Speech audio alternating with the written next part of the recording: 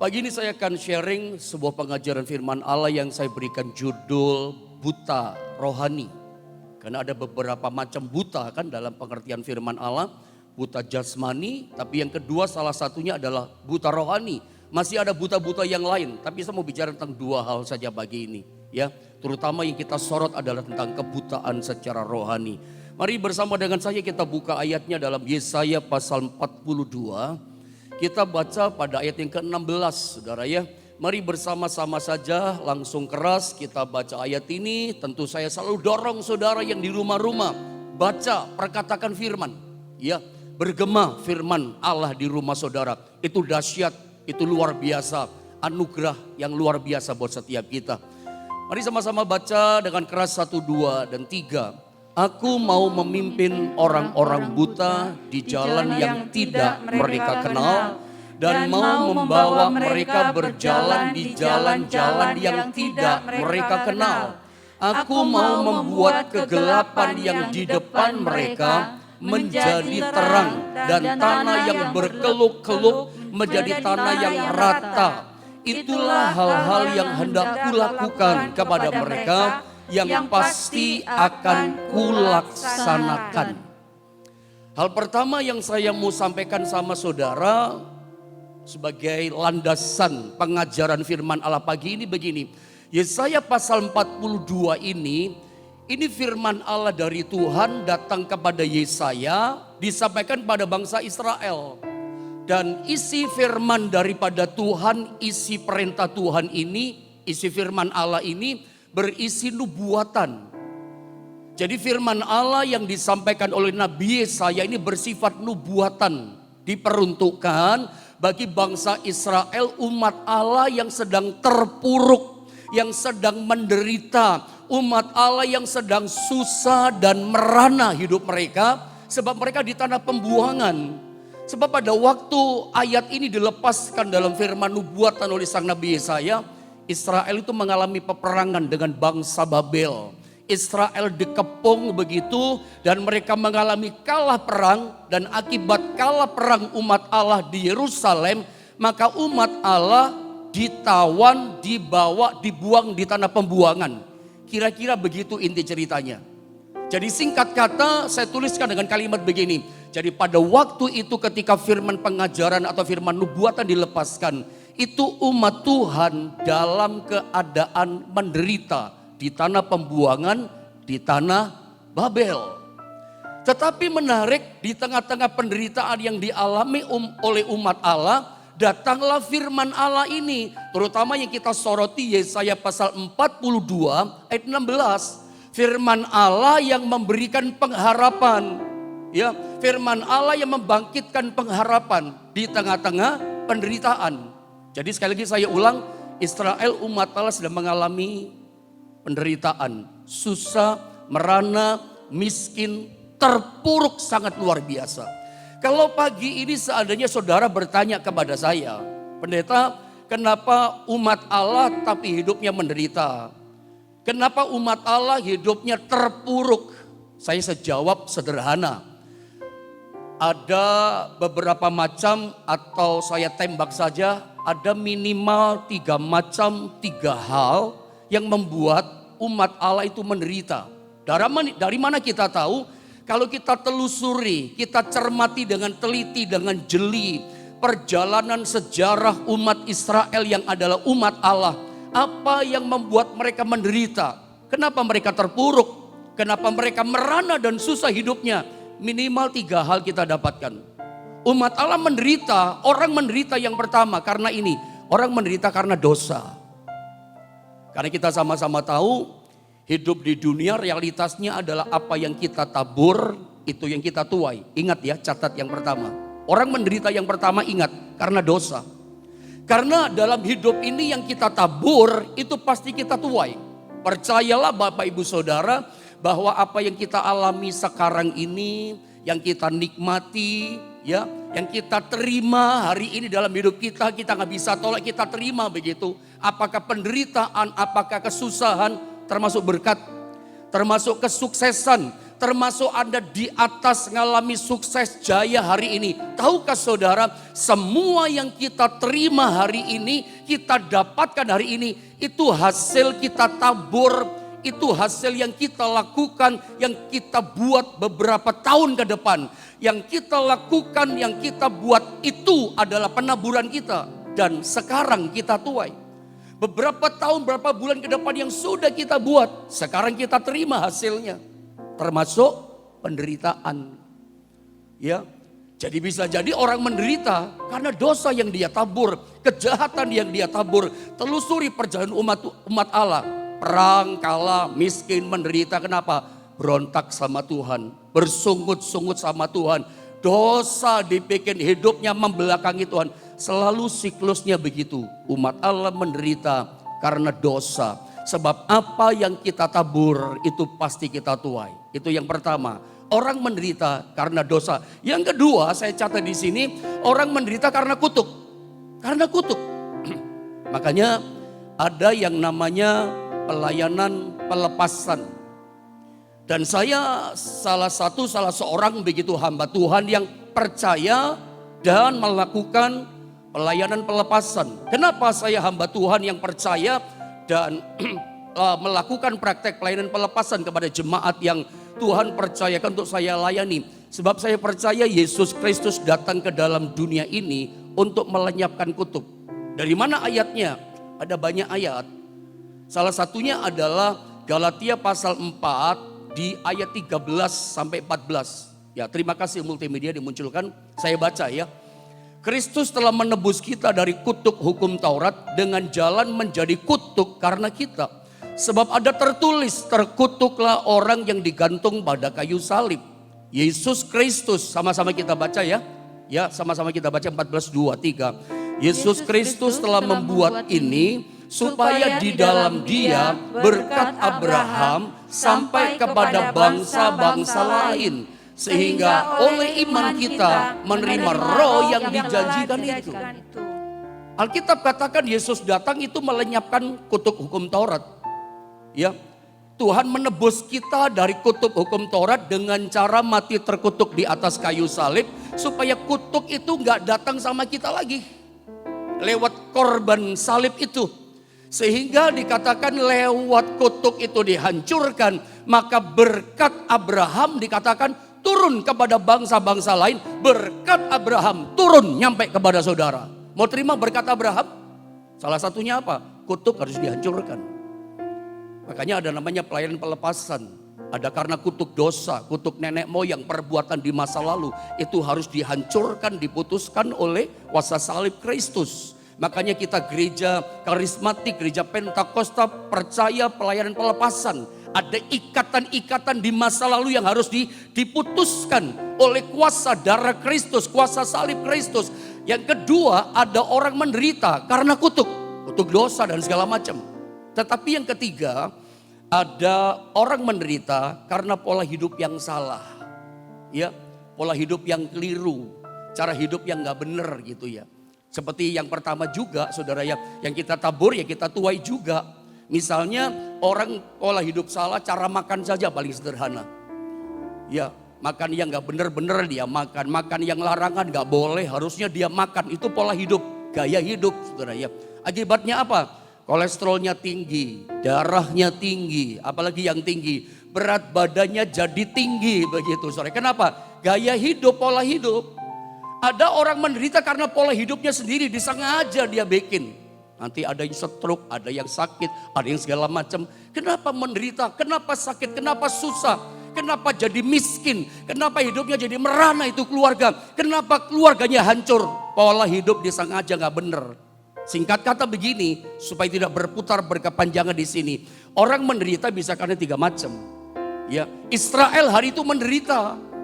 Ya. Yang ketiga ini memang lain saudara ya, karena pola hidup yang salah. Tetapi saya mau bilang sama saudara, ada kabar baik, berita baik, ini good news. Ada berita baik kepada orang yang salah, orang yang keliru, orang yang terpuruk. Karena apa? Karena dosa yang dia buat, karena kutuk dalam hidupnya. Atau karena pola hidup yang salah, membuat dia terpuruk, merana, susah, menderita, miskin hidupnya. Tetapi ada kabar baik, ya. Orang yang susah menderita karena perbuatan sendiri, karena kutuk, karena dosa. Kabar baik apa? Aku mau memimpin, kata Tuhan. Lihat Yesaya pasal 42 ayat 16. Ini good news, kabar baik buat setiap kita. Ini berita pengharapan bagi bangsa Israel, tapi juga buat kita umat Allah. Adakah di antara saudara pagi ini sedang terpuruk hidup saudara? Susah, menderita, hancur rasanya, cerai berai kehidupan saudara, gak karuan hidup, rasanya stres. Pagi ini firman Tuhan datang kepada saudara, ini berita baik buat kita. Berita pengajaran firman Allah yang membangkitkan pengharapan kita. Saya berharap pengajaran firman Allah yang dilepaskan pagi ini kepada setiap kita, Anda resapi baik-baik. Anda cerna baik-baik ini firman Allah. Sehingga menimbulkan kekuatan baru. Menimbulkan pengharapan buat kita yang terpuruk di bawah. Tuhan beda sama manusia. Ya, nanti kita lihat. Kalau manusia, orang sudah di bawah malah diinjek. Oh, Tuhan tidak. Tuhan bukan manusia. Manusia bukan Tuhan. Ya, kalau orang jaya di atas didekati sama orang. Itu dunia, itu manusia. Tuhan gak begitu. Ya, Tuhan berkata begini, orang yang hancur, orang yang terpuruk, orang yang merana karena dosa, karena kutuk, karena pola hidup yang salah. Semuanya Alkitab katakan, aku mau memimpin. Nah, pertanyaannya, siapa yang Tuhan mau pimpin? Ya, aku mau memimpin. Tuhan mau memimpin mereka, memimpin Israel. Nah, pertanyaannya begini, bagusnya begini. Siapa yang Tuhan mau pimpin? Kalau kita baca berdasarkan ayat ini, Yesaya pasal 42 ayat 16 saya baca ya. Siapa sih yang Tuhan mau pimpin? Lihat garis merah yang saya kasih, stressing di situ. Aku mau memimpin, dikatakan orang-orang buta. Orang buta yang dipimpin sama Tuhan. Nah, ketika kita bicara buta, seperti dari awal saya sudah kasih bocoran sama saudara, ada macam-macam orang buta. Nah, buta di sini yang pertama tentu saja buta secara jasmani. Tapi buta di sini dikatakan adalah buta secara rohani. Dari mana kita tahu? Ada dua macam orang buta. Dari kalimat berikutnya, siapa sih yang Tuhan mau pimpin? Saya baca secara lengkap ya, Anda perhatikan. Lihat baik-baik. Aku mau memimpin. Siapa yang Tuhan mau pimpin? Orang-orang buta dikatakan di jalan yang tidak mereka kenal. Dan perhatikan ada kalimat yang sama berikutnya. Orang-orang buta di jalan yang mereka tidak kenal terus dan mau membawa mereka berjalan di jalan-jalan yang tidak mereka kenal. Siapa sih yang Tuhan mau pimpin? Kita ketemukan dua kalimat yang double, yang sama, yang idem. Bahwa Tuhan akan memimpin orang-orang yang buta di jalan yang tidak mereka kenal. Itu dua kali diulang berturut-turut. Dari dua kalimat yang diulang sama dan idem ini, saya mengambil kesimpulan, saya mengartikan secara rohani kepada saudara. Berarti ada dua macam orang buta yang akan dipimpin sama Tuhan. Tentu saja yang buta pertama itu adalah orang yang buta secara jasmani. Kita sama-sama tahu orang buta jasmani berarti gelap. Dia gak bisa lihat apa-apa. Orang buta secara jasmani berarti dia gak bisa bedakan apa-apa. Terang dia gak bisa bedakan, gelap dia juga gak bisa bedakan. Gak tahu apa-apa, tertutup matanya sebab dia buta. Itu buta jasmani. Nah, Israel umat Allah yang sedang terbuang, terpuruk, susah, merana. Mereka tidak buta secara jasmani, matanya melek, matanya bisa melihat. Tetapi dikatakan aku mau pimpin mereka yang buta. Buta apa? Umat Allah yang terpuruk merana ini. Yang mau dipimpin sama Tuhan. Yang saya katakan dari awal, resapi baik-baik pengajaran firman Allah ini. Sebab ini kabar baik, good news buat setiap kita. Yang sedang terpuruk merana karena kebutaan rohani kita. Sebab umat Allah Israel yang terbuang merana terpuruk ini. Mereka buta secara rohani. Matanya melek, tapi buta secara rohani. Anda mungkin bertanya-tanya, saudara, buta secara rohani itu seperti apa? Nanti saya akan tunjukkan sama saudara. Tapi lihat dulu di sini, Tuhan tuh mau memimpin orang-orang yang buta. Ini kan berita pengharapan betul buat kita. Ya, matanya melek, tapi dikatakan apa? Hatinya buta. Seperti apa sih kondisi? Coba lihat dulu ya. Supaya saudara ngerti yang mau dipimpin sama Tuhan orang seperti ini orang kayak apa sih keadaannya. Kok Tuhan mau pimpin, kok pendeta katakan di berita pengharapan, berita baik. Seperti apa sebetulnya Sikon keadaan Israel yang terpuruk. Kayak apa sih terpuruknya, kok sampai Tuhan datang dengan pengharapan. Aku mau pimpin mereka yang buta. Lihat mundur di ayat yang ketiga di pasal yang sama. Yesaya 42 ayat yang ketiga. Saya baca, saudara dengan cepat ya. Langsung saya terangkan pendek-pendek. Ini keadaan Israel. Yesaya 42 ayat ketiga, ini kondisi keadaan Israel. Yang saya katakan yang mau dipimpin sama Tuhan. Kabar baik itu datang. Ini kondisi mereka. Bulu yang patah terkulai tidak akan diputuskannya. Lalu dan sumbu yang pudar nyalanya tidak akan dipadamkannya. Tetapi dengan setia, ini hatinya Tuhan. Ia akan menyatakan hukum dengan adil. Ya. Jadi inilah kondisi Israel bagaikan bulu yang terkulai, bambu yang terkulai, yang tinggal ketiup angin, langsung patah. Tapi Alkitab katakan ini hatinya Tuhan. Tuhan berkata begini, bulu yang tinggal patah, yang orang Jawa katakan tinggal cuklek. Tuhan beda dengan manusia. Tuhan gak berkata gini, kamu bulu yang tinggal mau patah, tak patahin saja sekali, biar aku cuklek sekaligus. Enggak, Tuhan gak begitu. Israel yang kondisi keadaannya terbuang merana karena dosanya mereka, karena kesalahannya mereka. Tuhan katakan ini, yang sudah terkulai, ini hatinya Tuhan, dengar baik. Aku tidak akan patahkan. Lalu mau diapain? Akan ditegakkan oleh Tuhan, dibangkitkan oleh Tuhan. Ini bahasa apa sih saudara? Bahasa dipulihkan. Aku pulihkan mereka yang sudah mau patah, tinggal dorong patah. Tapi Tuhan gak patahkan. Aku akan bangkitkan. Saya ulang, ini loh hatinya Tuhan yang Anda mesti resapi. Bahkan dikatakan sumbu yang pudar nyalanya tidak akan dipadamkannya. Tahu sumbu, kompor atau lampu yang sudah biar pet, orang Jawa punya bahasa. Sudah kelip-kelip udah mau mati. Tuhan kayak kalau kita manusia beda ya.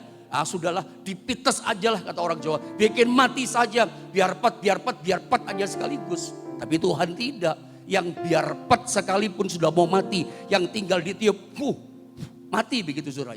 Tapi Tuhan gak bikin mati, dinyalakannya kembali. Ini kan bahasa, aku akan memulihkan. Ini berita baiknya. Ini firman yang datang kepada Israel yang terpuruk, yang merana dan menderita dan susah di tanah pembuangan. Tuhan berkata begini, aku mau pimpin mereka. Ngapain dipimpin? Karena mereka terpuruk. Bagikan bulu yang tinggal patah, terkulai. Adakah di antara saudara yang sedang ibadah doa pagi saat ini, engkau bagikan bulu bambu yang terkulai hidupmu? Apakah itu rumah tanggamu sedang terkulai? Atau ekonomi keuanganmu seperti buluh yang terkulai? Atau bisnis saudara, kerjaan saudara sedang kayak bambu terkulai, tinggal didorong, patah. Tapi Tuhan berkata, meskipun sudah mau patah, aku tidak patahkan pekerjaannya. Aku bangkitkan lagi, aku pulihkan lagi, aku tegakkan lagi. Itu bahasa pemulihan. Atau ada seperti sumbu yang sudah mau biar repet, mau mati, dinyalakan lagi oleh Tuhan. Itu baiknya Tuhan. Makanya saya katakan resapi, ini isi hatinya Tuhan yang membangkitkan iman pengharapan kita. Saudara, Tuhan dikatakan dengan setia menyatakan hukumnya. Ini keadilan Tuhan. Jadi Tuhan itu jelas ya hatinya beda sama manusia. Inilah saudara keadaan Israel yang terpuruk. Makanya Daud itu pernah berkata dalam Mazmur 37 ayat 25. Sama-sama kita baca ayat yang sangat terkenal ini saudara ya. Ini ayat yang sangat terkenal. Sama-sama kita baca 2 dan 3. Dahulu aku muda, sekarang telah menjadi tua. Tetapi tidak pernah kulihat orang benar ditinggalkan atau anak cucunya meminta roti. Saya cuma sekedar tambah ayat sama saudara. Tapi untuk bangkitkan harapan saudara.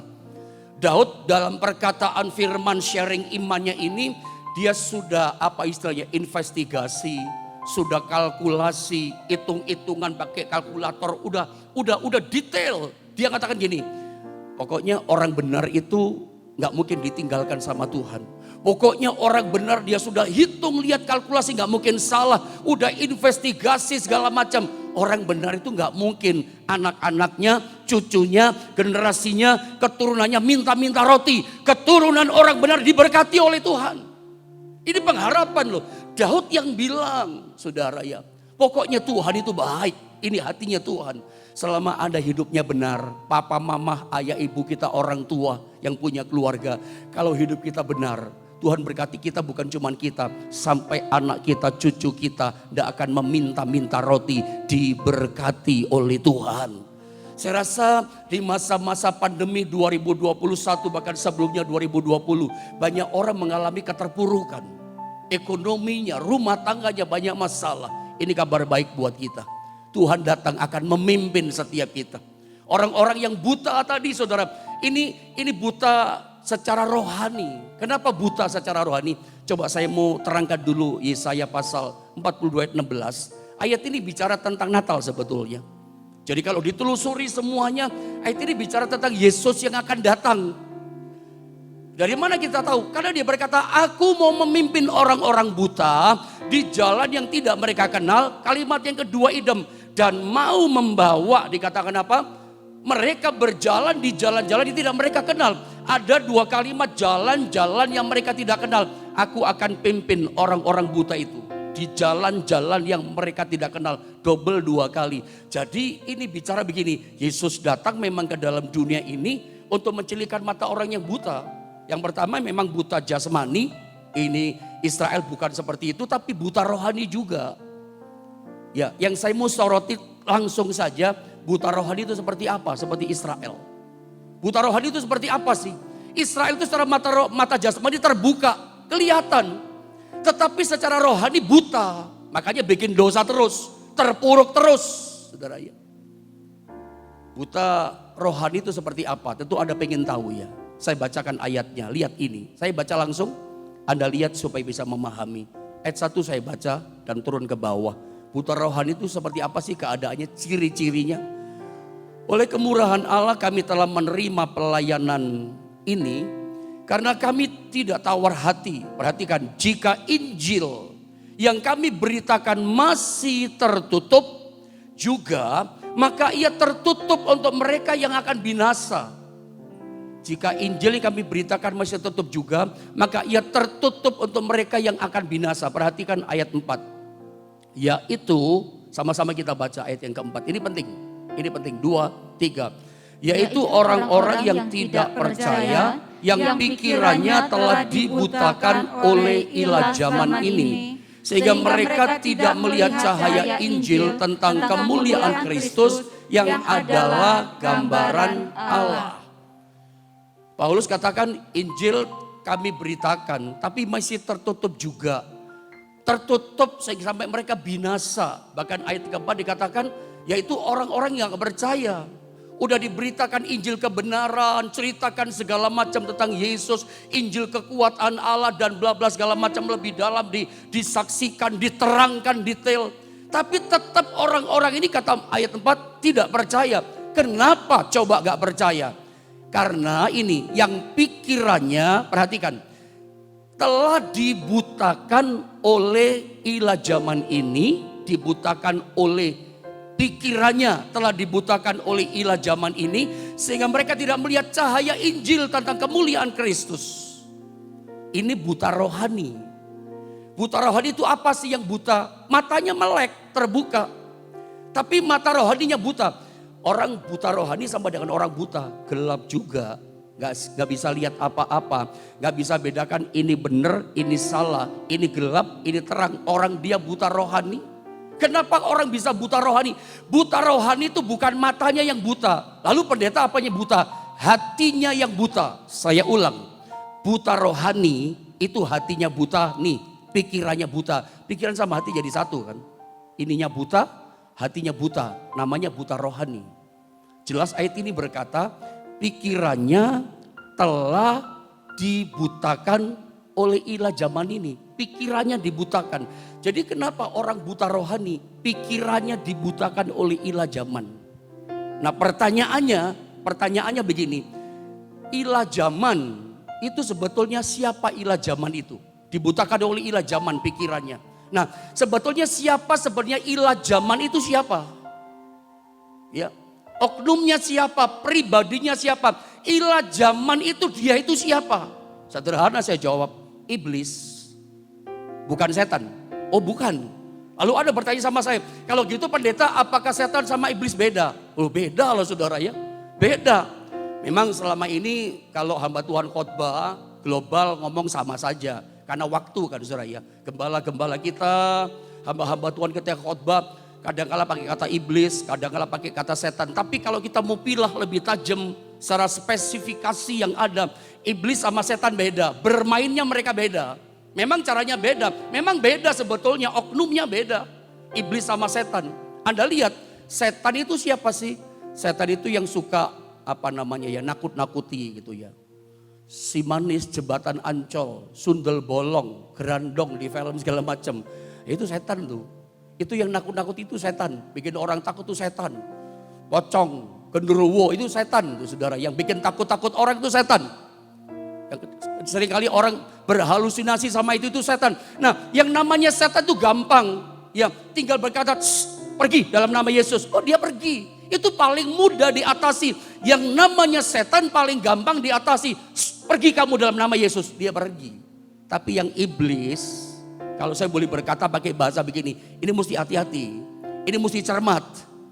Karena banyak orang jadi korban dari iblis, termasuk orang percaya. Jangan-jangan hamba Tuhan juga kita yang berkhotbah, termasuk saya. Kalau nggak hati-hati, kalau kita tidak jeli, jadi korban juga dari iblis. Sebab iblis itu bermainnya di mana? Di pikiran. Itulah yang disebut dengan, coba munculkan kembali ayat yang tadi ya. Ayat yang sebelumnya dalam 2 Korintus pasal 4, saya baca ayat yang 4 ya. Lihat, bermainnya iblis di mana? Yaitu orang-orang yang tidak percaya, yang pikirannya telah dibutakan oleh ilah zaman ini. Iblis itu bermainnya di pikiran. Ilah zaman itu oknumnya, dia itu pribadinya adalah iblis. Iblis mainnya di pikiran, setan yang bikin takut-takut tadi. Kenapa saya berani simpulkan berkata iblis bermain di area namanya pikiran? Kalau gak jeli jadi korban. Kenapa saya katakan itu? Anda lihat. Ilah zaman bermainnya di pikiran. Lihat contoh yang sering saya sampaikan sama saudara. Matius 16 ayat 23. Jelas kan ayat ini? Jelas. Iblis beda bermainnya di pikiran. Itu disebut ilah zaman. Sehingga hati jadi buta, pikiran buta. Saya baca saja. Lihat Matius 16 ayat 23. Maka Yesus berpaling dan berkata kepada Petrus. Saya sering katakan ketika Yesus di ayat di atasnya katakan menderita, sampaikan menderita di Yerusalem. Petrus tarik tangan Yesus ke samping. Ya, Petrus berkata begini, itu sekali-kali tidak akan menimpa engkau. Allah menjauhkan itu daripadamu. Lalu Yesus langsung serang dengan kata-kata ini. Maka Yesus berpaling dan berkata kepada Petrus, enyahlah iblis. Alkitab tidak tulis, hai enyahlah engkau Petrus, pergi Petrus, engkau suatu batu sandungan bagiku. Tidak. Yesus gak serang Petrusnya. Yesus gak usir Petrusnya, tengking tidak. Yang ditengking iblis. Yang ada di mana? Di pikiran Petrus. Lihat kalimatnya, enyahlah iblis, pergi, get out kamu iblis. Engkau suatu batu sandungan bagiku. Bukan Petrus loh, iblis. Kamu mau jadi batu sandungan bagiku. Sebab engkau bukan memikirkan apa yang dipikirkan Allah. Di pikiran mainnya iblis. Ayat ini yang ngomong. Melainkan apa yang dipikirkan manusia. Ilah zaman itu oknumnya, pribadinya. Itu siapa? Iblis. Bermain di mana? Pikiran. Kalau nggak jeli, kalau nggak teliti, jadi korban dia. Jadi korban kita. Termasuk pendeta bisa begitu. Termasuk saya berkhotbah. Jujur saja. Iblis bisa bermain di pikiran kalau nggak jeli. Karena ternyata ini ilah zaman. Nah, supaya kita tahu seperti apa saudara ya, ciri-ciri keadaan ya orang yang dibutakan mata rohaninya. Orang buta rohani kayak apa sih? Yang pikirannya dibutakan oleh ilah zaman. Jadi sederhana begini, tangkap ya bagian ini. Buta rohani itu adalah pikirannya, hatinya dibutakan oleh ilah zaman. Siapa ilah zaman? Iblis. Iblis butakan pikiran kita. Bagaimana keadaannya kira-kira? Situasi orang yang buta rohani. Mari kita lihat. 2 Timotius pasal 3, panjang ayatnya 1-8. Saya baca ayat-ayat ini, saudara ya. Saya baca ayat-ayat ini buat setiap kita. Mari perhatikan ayat ini, saudara.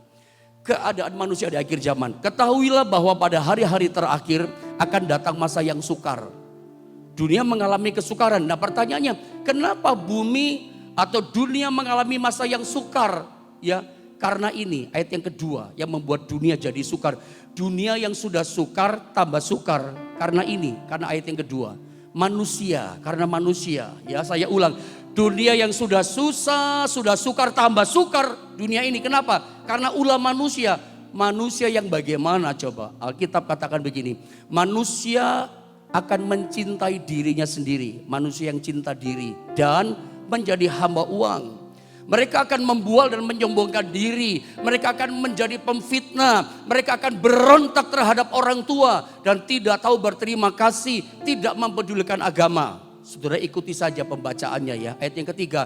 Tidak tahu mengasihi. Tidak mau berdamai. Suka menjelekkan orang. Tidak dapat mengekang diri. Garang begitu. Tidak suka yang baik. Ayat yang keempat. Suka mengkhianat. Tidak berpikir panjang, berlagak tahu, sok tahu, lebih menuruti hawa nafsu. Lah ini dia, daripada menuruti Allah, dagingnya lebih kuat. Ayat 5 coba lihat.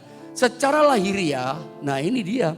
Secara lahiriah, secara tubuh, secara badan, mereka ibadah, menjalankan ibadah mereka.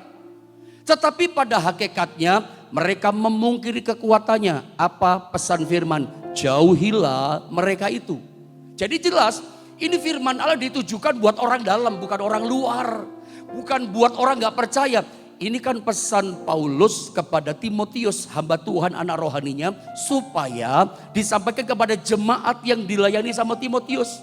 Jadi pesan firman Allah ini tuh orang dalam. Untuk orang percaya kepada Tuhan, bukan gak percaya. Tetapi sayang, ayat ini katakan mereka orang menjalankan ibadah, berarti ada di gereja. Tapi memungkiri kekuatannya. Alkitab katakan jauhilah mereka itu. Saya teruskan ayat yang ke-6. Sebab di antara mereka terdapat orang-orang yang penceludup ke rumah orang lain. Walau ibadah tapi kayak begini saudara ya. Dan menjerat perempuan-perempuan lemah yang syarat dengan dosa. Dan dikuasai oleh berbagai-bagai nafsu. Terus ayat yang ke-7.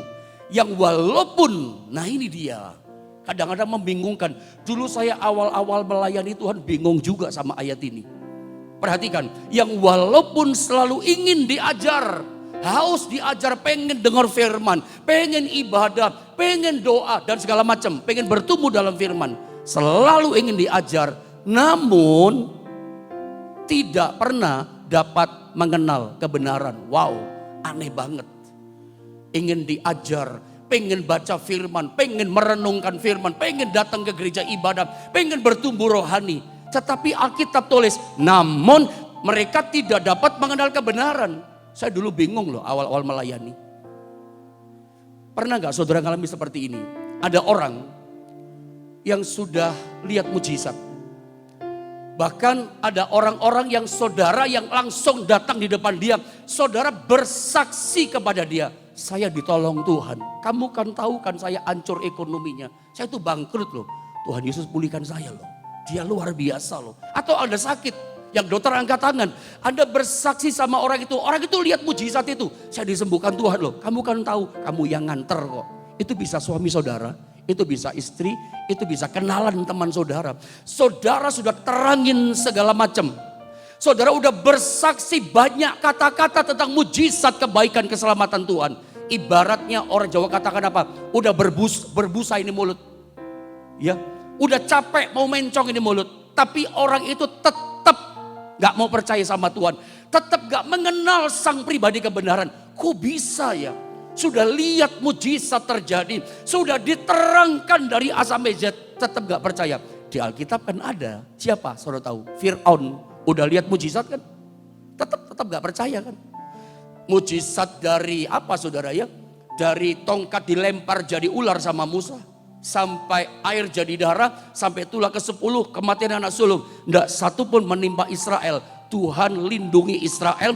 Tuhan bedakan Israel umat Allah dengan Mesir bukan umat Allah. Lihat mujizat bukan tidak. Lalu pertanyaannya, apakah Fir'aun menjadi percaya sama Tuhan? Tidak sama sekali. Sudah lihat mujizat. sudah diterangkan sama sang Nabi Musa langsung. Nabi lo langsung ngomong, terangkan. Kalau nggak percaya, itulah lo datang hukuman dari Tuhan. Tuhanku berkuasa, tetap nggak percaya. Padahal Nabi kurang berkuasa bagaimana perkataannya. Kurang terang bagaimana menerangkannya. Fir'aun tetap tidak mengenal kebenaran. Fir'aun tetap tidak percaya. Itu ada loh ayat 7. Jangan bingung. Dulu saya bingung. Kenapa begitu? Udah lihat mujizat. Itu bisa suami saudara kan. Suka ada berkata, kok tidak tobat-tobat sih Pak Pendeta. Kok tidak mau ke gereja, doakan ya Pak Pendeta. Saya banyak membaca di channel YouTube GSPD Philadelphia Jombang. Bantu doa buat suami saya. Sampai sekarang belum mau ke gereja. Kenapa ya saudara ya? Udah ngomong segala macam, cerita firman, tetap gak nurut. Jadi kalau orang gak nurut itu buta loh secara rohani. Buta dia, itu bisa kita juga loh saudara ya. Dinasehati gak nurut itu buta.